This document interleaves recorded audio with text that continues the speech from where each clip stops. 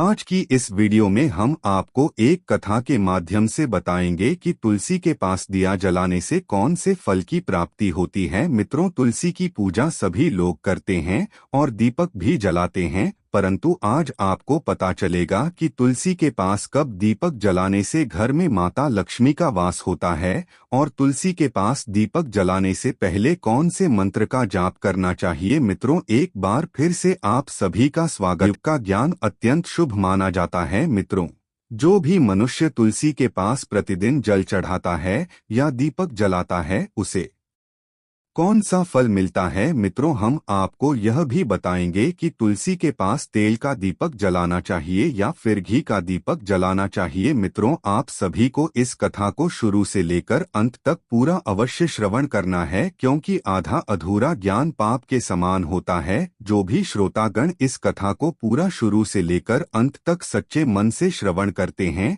तो मैं भगवान श्री कृष्ण जी से यही प्रार्थना करूंगा कि उनके जीवन में हमेशा खुशियां भरना और उनके सारे कष्ट स्वयं हर लेना। मित्रों, अब आपका ज्यादा समय ना लेते हुए इस कथा को सुनाना आरंभ करते हैं। मित्रों, एक बार भगवान श्री कृष्ण शेषनाग की सया पर विराजमान थे। तभी वहां पर आकाश मार्ग से भ्रमण करते हुए देवर्षि नारद जी श्री कृष्ण के पास आते हैं और भगवान श्री कृष्ण को प्रणाम करते हैं। तब भगवान श्री कृष्ण नारद जी से कहते हैं, हे देवर्षि नारद, आज आप किस प्रयोजन से हमारे पास पधारे हैं। तब देवर्षि नारद भगवान श्री कृष्ण जी से कहते हैं, हे प्रभु, आप तो अंतर्यामी हैं, आपको तो सारी बातें पहले से पता होती है, फिर भी आप मुझसे यह प्रश्न कर रहे हैं। तब भगवान श्री कृष्ण नारद जी से कहते हैं, हे नारद, मैं आपकी मन की व्यथा को अच्छी तरह से समझता हूँ, परंतु आप निश्चिंत होकर अपने प्रश्न को पूछिए, मैं उसका उत्तर अवश्य दूंगा। तब देवर्षि नारद भगवान श्री कृष्ण जी से कहते हैं, हे प्रभु, आज मैं जब पृथ्वी लोक का भ्रमण कर रहा था तब मैंने देखा कि बहुत सी स्त्रियां शाम के समय अपने अपने घरों में तुलसी के पास दिया जला रही थी। यह देखकर मुझे बहुत ही आश्चर्य हुआ। तभी अचानक से मेरे मन में कुछ प्रश्नों ने अपना विकराल रूप धारण कर लिया। इसलिए मेरा पहला प्रश्न है कि तुलसी के पास दिया जलाने से क्या होता है, और मेरा दूसरा प्रश्न है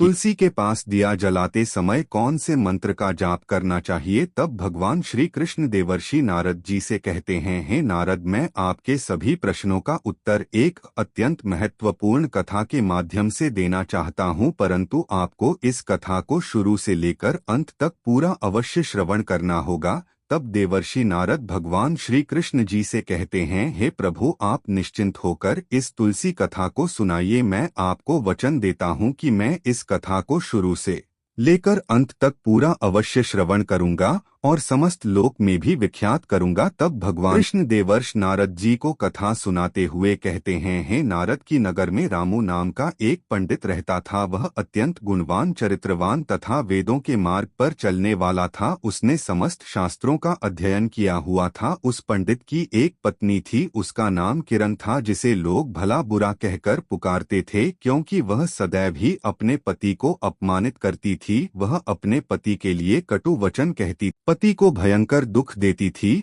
और पति के लिए कभी भोजन नहीं बनाती थी। वह अपने पति के साथ कभी नहीं सोती थी, कभी उसके साथ प्रेम से व्यवहार नहीं करती थी। साथ ही साथ जब उसके पति के मित्र और परिवार के लोग घर पर आते तो रामू की पत्नी उन्हें अपमानित करके भगा देती थी और वह प्रतिदिन अन्य व्यभिचारिणी स्त्रियों के साथ घूमती रहती थी, क्योंकि उसका मन अपने पति को छोड़कर पराये पुरुषों में लगा रहता था। वह कभी भी अपने पति से प्रेम पूर्वक बात नहीं करती थी, लेकिन पराये सुंदर पुरुषों के साथ बैठकर बातें करती थी और पराये पुरुषों को मोहित करने के लिए सजग नगर नगर में घूमने जाती थी। कभी वह वन में किसी वृक्ष के नीचे खड़ी रहकर सुंदर पुरुषों की राह देखती थी और किसी दुष्ट पुरुष को मोहित करके उसके साथ संबंध बनाकर अपनी काम वासना को शांत करती थी। ऐसे ही दिन बीत रहे थे, लेकिन एक दिन रामू अपनी पत्नी किरण से कहता है, हे प्रिय, तुम्हारा यह आचरण बिल्कुल भी उचित नहीं है,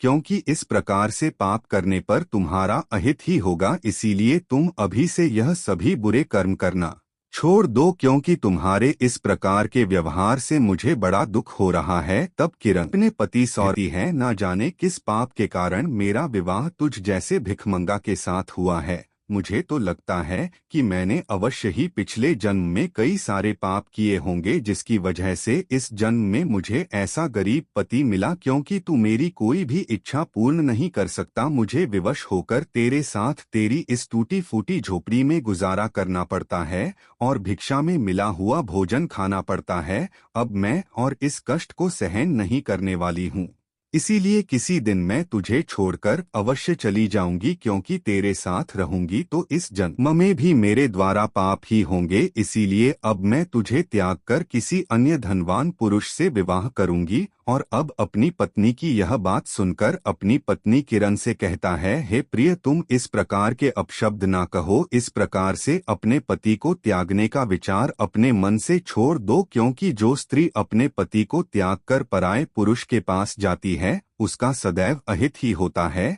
और मृत्यु के बाद उसे नरक में ही जाना पड़ता है। तब किरण अपने पति रामू से कहती है, नरक में तो तुम्हें जाना पड़ेगा, क्योंकि तुमको काम धंधा तो करते नहीं हो, भीख मांगकर खाते हो और मुझे भी लोगों का झूठा भोजन खिलाते हो, मुझे दुखी और असंतुष्ट रखते हो। क्योंकि पत्नी को दुखी और असंतुष्ट रखने वाला पति भी नरक में ही जाता है, लेकिन तुम्हारा घर ही कोई नरक की सजा से कम नहीं है। तुम्हारे साथ इस घर में रहने से अच्छा